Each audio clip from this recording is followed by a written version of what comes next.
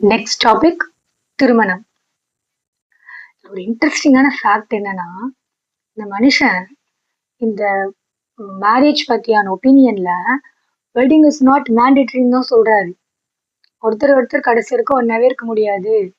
கல்யாணங்கிறது உன்னோட லைஃபை நீ இன்னொருத்தரோட ஷேர் பண்ணிக்கிறதுக்கு என்னோட உயிரினத்தோட நீ வாழ்ற அவ்வளவுதானே தவிர that is not a big deal, அது ஒரு பெரிய விஷயம் இல்ல அப்படின்னு தான் அதுல சொல்றாரு.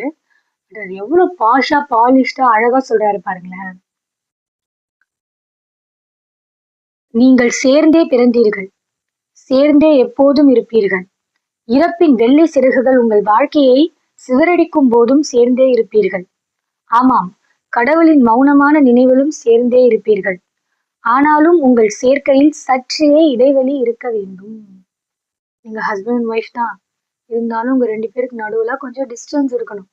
அது என்ன மாதிரி டிஸ்டன்ஸா இருக்கணும்னா, சொர்க்கத்தின் தென்றல் உங்களுக்கு இடையே நடனமாடட்டும். அந்த தென்றல் நடனம் ஆடுற அளவுக்கு கொஞ்சம் டிஸ்டன்ஸோட இருங்க. சும்மா இறுக்கி பிடிச்சி வச்சுட்டு இருக்காதீங்க ஒருத்தர் அப்படிங்கிறார்.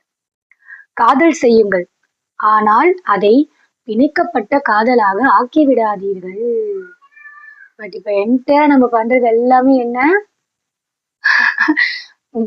கண்டிஷனல் லவ் தான். அன்கண்டிஷனல் லவ் எல்லாம் கிடையவே கிடையாது. ஒருவருடைய ரொட்டியையும் பகிருங்கள், ஆனால் ஒரே ரொட்டி துண்டை இருவரும் உண்ணாதீர்கள். ஆடிப்பாடி மகிழ்வாக சேர்ந்து கொண்டாடுங்கள், ஆனாலும் இருவரும் தனியே இருங்கள். அப்ப தனியே இருக்கிறதுனா நீ என்ன வேணாலும் பண்ணு, நான் என்ன வேணாலும் பண்ணு அப்படியா அப்படின்னு கேட்டா அப்படி இல்லை. வீணை தந்திகள் தனித்திருந்தாலும் ஒரே இசையை மீட்டுவது போல் இருங்கள். தனித்தனியா இருங்க, ஆனா உங்க மைண்ட ஒன்னா கோயின்சைட் ஆகி வேலை பார்க்கணும். ஓகே. இதயத்தை பரிமாறிக்கொள்ளுங்கள், ஆனால் மற்றவரின் பொறுப்பில் அதை கொடுத்து விடாதீர்கள். எனக்கு ரொம்ப ரொம்ப பிடிச்ச வரிகள்.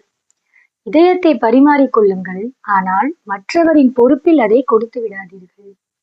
எப்பவுமே நீங்க தான் உங்களை கண்ட்ரோல்ல வச்சுக்கணும்.